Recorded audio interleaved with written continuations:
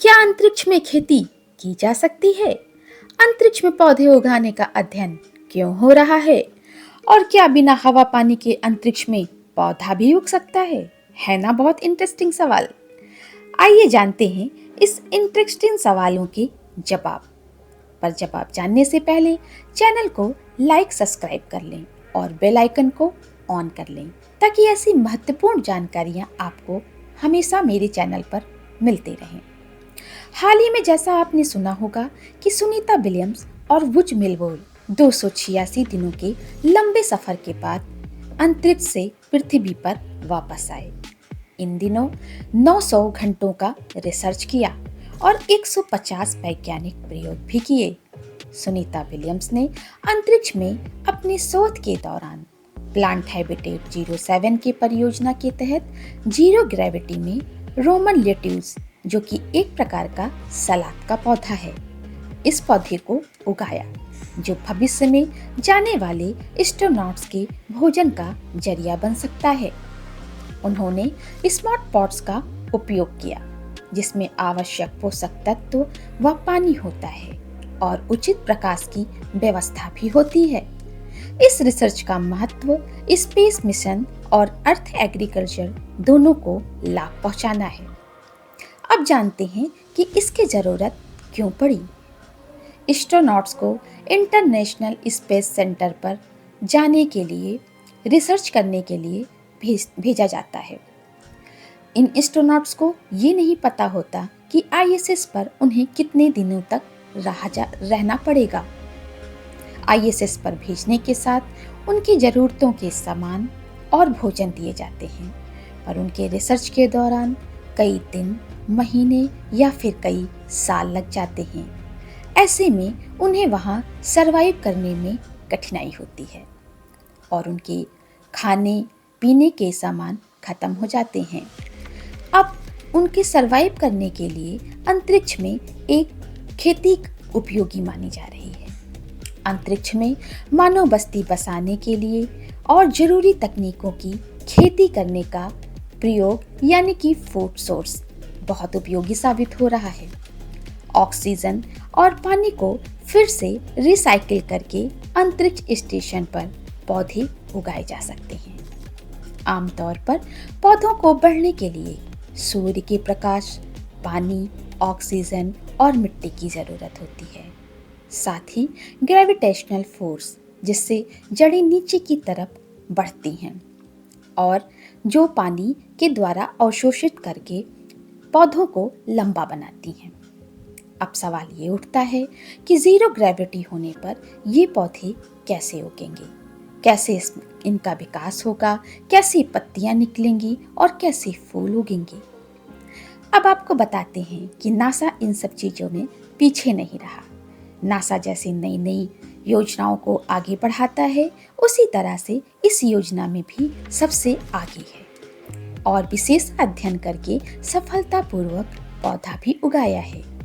2015 के एक परीक्षण के दौरान नासा ने फेयर चाइल्ड बॉटनिकल गार्डन के सहयोग से ग्रोइंग बियॉन्ड अर्थ परियोजना के तहत पौधे से बीज उगाए। जीरो ग्रेविटी पर बगीचा बनाने के लिए प्रयोग किया, जिसमें विशेष कक्ष होता है जिसे बेजी कहते हैं, जो कि अंतरिक्ष में पौधा उगाने का वातावरण मुहैया कराता है।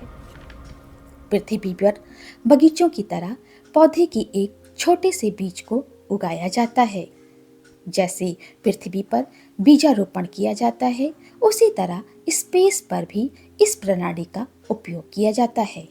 जरूरी मिट्टी और पोषक तत्व उसमें मौजूद होते हैं और इसमें सिर्फ पानी ही डालना होता है।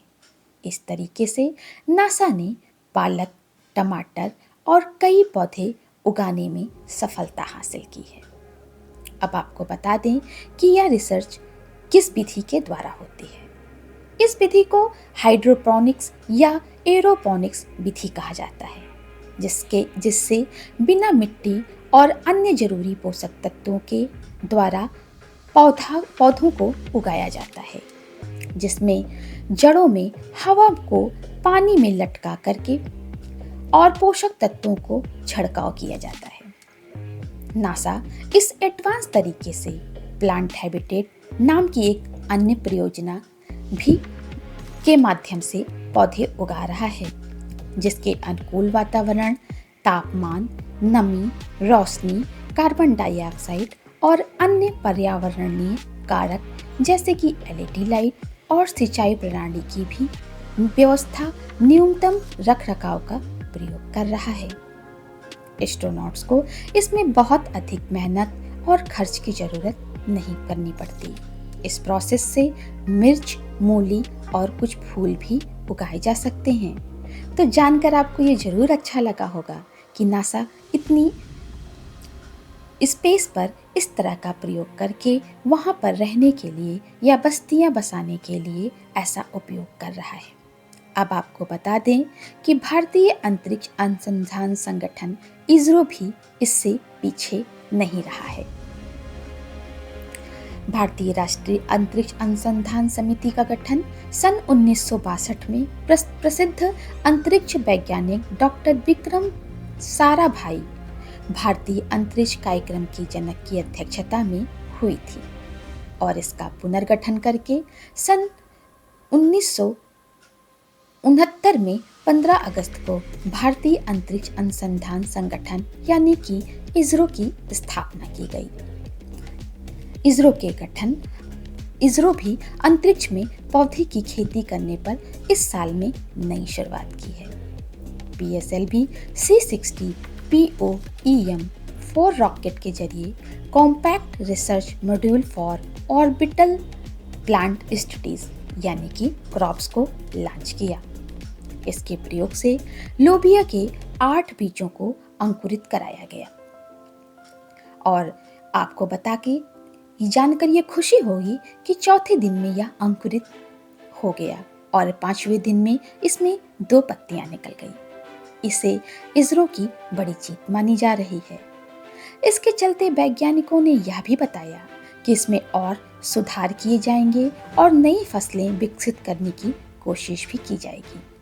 अब आपको एक जरूरी बात बता दें कि अंतरिक्ष में पृथ्वी के मुकाबले तेजी से पौधे क्यों बढ़ते हैं।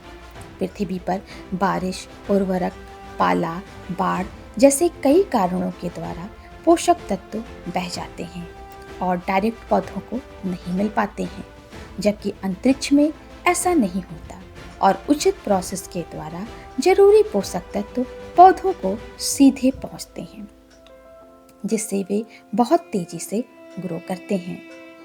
फिलहाल इन छोटे छोटे पैमानों की खेती एस्ट्रोनॉट्स के खाद्य पदार्थों की पूर्ति और स्पेस पर उनका मन लगाने के लिए भी साबित हो सकती है। साथ ही भविष्य के लिए उन्हें उपयोगी भी हो सकती है। इसके उपयोग से उन्हें वहां रहने के लिए और सरवाइव करने में मदद मिल सकती है। अगर आपको हमारी जानकारी अच्छी लगे तो चैनल को लाइक करिए और कमेंट करके बताइए कि आपको ये जानकारी कैसी लगी और अगर आप कुछ सुझाव देना चाहते हैं तो बिल्कुल दीजिए। Thank you.